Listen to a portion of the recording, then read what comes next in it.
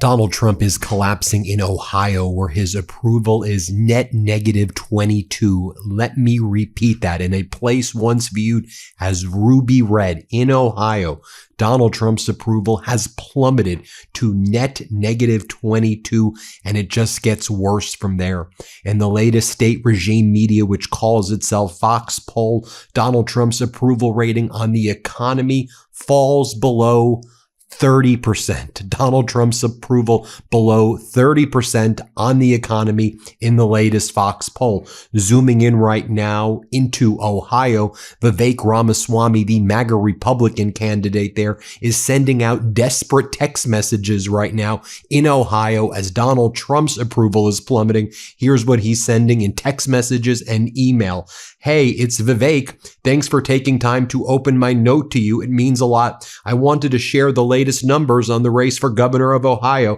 Vivek Ramaswamy, 46%. Dr. Amy Acton, the Democratic candidate, at 47%. And it doesn't just end there. That's the Qantas Insights poll. But you go to the EMC Research poll. One of their latest polls shows Dr. Amy Acton up 10% over Vivek Ramaswamy, and they say Ramaswamy only has 64% Republican support.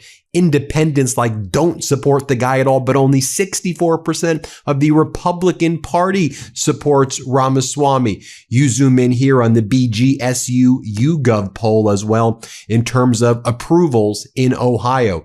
Donald Trump, according to this poll, is net negative 6. Whereas Dr. Amy Acton is +6. Vivek Ramaswamy, the MAGA Republican candidate, net negative 8 right there. Take a look at the latest Overton Insights poll, where they have Donald Trump's overall approval at only 32%. The bottom has fallen, folks, and it looks like in no time Donald Trump will be in the 20s.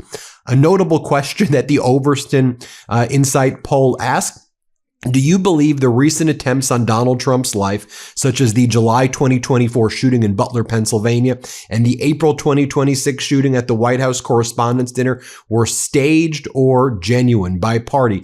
12% of Republicans view it was staged. 45% of independents believe it was staged. Only 37% of independents believe it was real.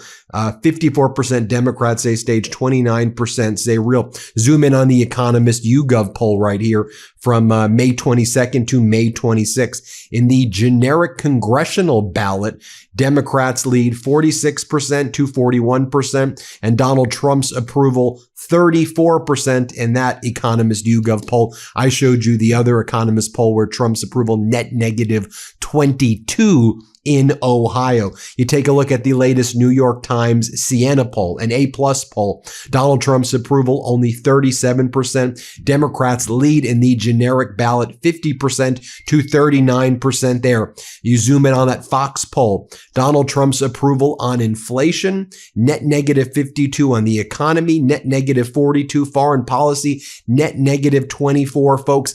It's as bad as you can get. And by the way, when we're talking about the cohort of voters who didn't cast a ballot in 2024, who I think will make a difference in states like Ohio, where Vivek Ramaswamy is just making an utter fool of himself, we've never seen numbers like this. Trump's net approval with the cohort who didn't vote in 2024, who are now pissed the hell off and who will be voting again. Trump is down 54 points since November 2024 to negative 50 right now. And especially when you're Vivek Ramaswamy and you're giving people in Ohio the middle finger, that's a pretty big deal. Like Vivek Ramaswamy in the last Knicks versus Cavs game, he was so thirsty to get autographs and photographs with the New York team after the Knicks won. He gave a gigantic middle finger to the Cleveland fans. And also, just so weird that he wanted to get into the Knicks locker room so badly. I mean, really? I mean, it's okay. Then he gave a speech, recently where he said Ohio's a good state, but I can say it's the best state. Dude, it's the state where you're running for governor. You can't say the state that you're running for governor is the best state. Watch what Vivek Ramaswamy said here. Play this clip. Well, I've already been talking to a few prospective candidates. I was sitting next to Emily, who asked me what my favorite state was. Was it Ohio, where I'm from? And I said, Ohio's a good state. I can't say it's the best state. She said, I can tell you what's the best state. It's Indiana, where she's from. So it's the cussedness of the Hillsdale. And then disgustingly, Vivek Ramaswamy claimed that his opponent, Dr. Amy Acton, is running on complaining about someone else did to her, referring to Dr. Acton sharing the story of her youth, her sexual abuse, being a survivor from what she experienced as a child, and just the difficulty she had as a child growing up there. Here, play this clip. We have a chance to elect a governor who, I hope I'll lay it out for you, a positive vision for our state versus a governor who has none at all other than to complain about what someone else did to her. That is the choice we face. Also, in this exclusive audio that the MeidasTouch network was able to get, Vivek Ramaswamy said that people should be separated on the basis of biomarkers. That's his view. He goes, in future pandemics, there should be biomarker segregation. Listen to what Vivek said. Here, play this clip. But I think one early topic that's come up is, could we tolerate a national system in which certain people on the basis of a biomarker are segregated to say you can't go back to normal life, where certain people get a head start? Is that an inequity we would tolerate? And as I said, it gets from bad to worst. Here's how Harry Acton describes unprecedented drops in Donald Trump's net approval with the cohort who didn't vote in 2024, but who want to vote people like Vivek Ramaswamy and other MAGA bootlickers. And they want to make sure these people go nowhere near public office. Here, play this clip. You mentioned the Republican base in your intro, and then obviously there's the Democratic opposition. But what about those who didn't cast a ballot at all in 2024? Those who didn't show up to vote? Well, they have become absolutely perturbed. I dare say they are pissed off at the president of the United States. Voters who didn't cast a ballot in 2024. Trump's net approval rating back in November of 2024, just after the election. Look at his net approval rating. It was plus 4 points for his plans in office. But look at that. It is fallen. Yeah. Whoo. There you go, Sarah Seidner. That's the only sound you can make. It has fallen through the floor. Look at this. Minus 50 points on Trump's net approval rating among voters who did not, in fact, cast a ballot in 2024. That is, you don't have to be a mathematical genius, an over 50-point move against the president of the United States among those who are kind of like, meh, in terms of voting in 2024. But now they are pissed off. Well, and that's the thing. The turnout can have a huge impact on who wins a race. Give us some sense of why people are in this position. And I can kind of guess, but I'll let you tell us the numbers. I'll tell you the numbers. I mean, look, anyone who's been following these segments, anyone who knows anything about American politics knows it's the economy. It is the economy smarty pants in terms of Sarah Seidner. And you can just see it here. I mean, view of Trump in the economy, again, among voters who did not cast a vote in 2024. In November of 2024, 60% were confident in Trump to make good decisions when it came to the economy. But again, this number has just absolutely plummeted. Look at his approval rating now on the economy among those who didn't cast a ballot in 2024. It's 19%. It's only a third of those who were confident back in November of 2024. Again, we're just talking about numbers that are falling through the basement. If you hire the carpenters who built Donald Trump's floor in this, you shouldn't have. Now let's bring in Dr. Amy Acton, the Democratic candidate for the governorship of the great state of Ohio. Great to see you again, Dr.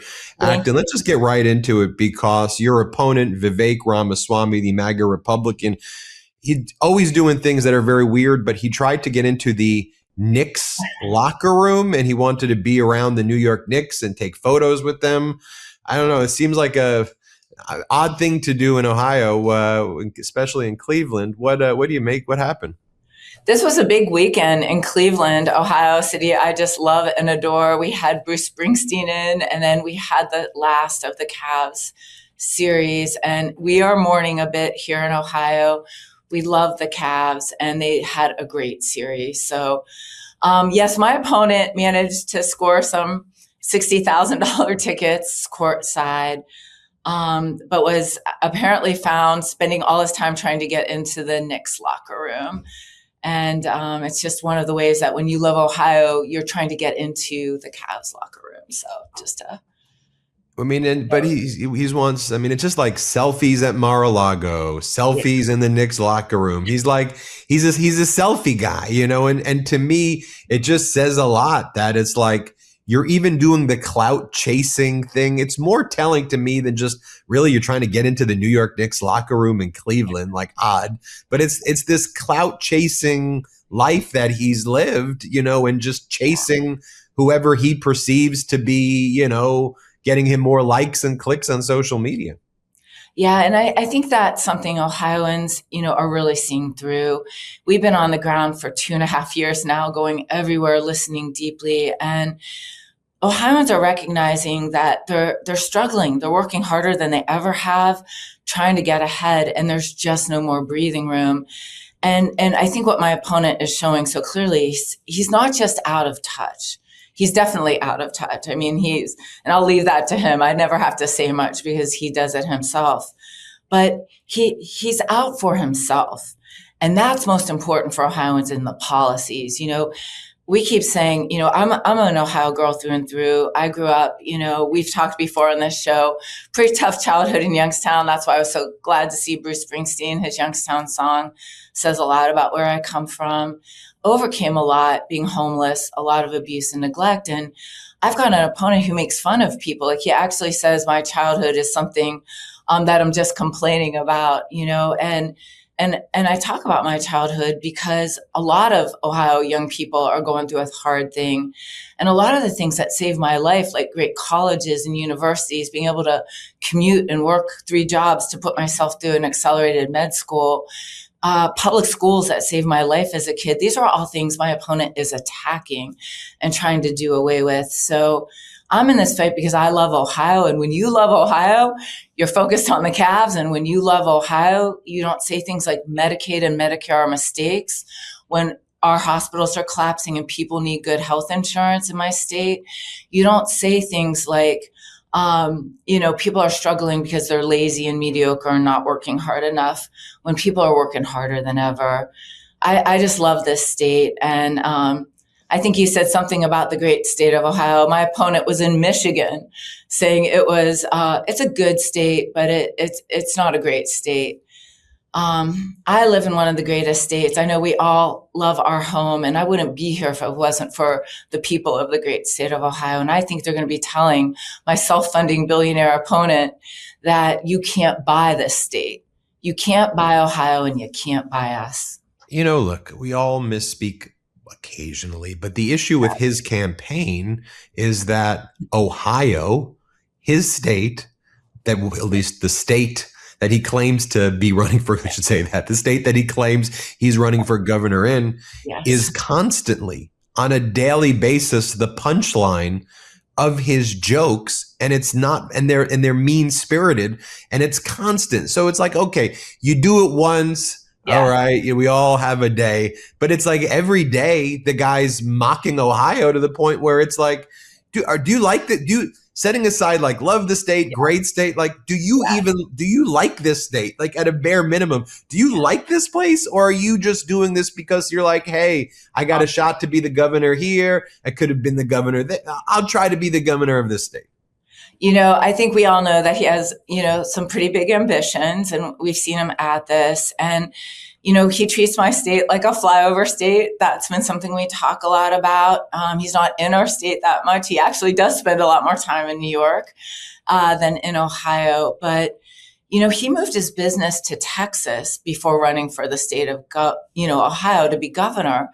And we're trying to attract great businesses and keep young people in our state.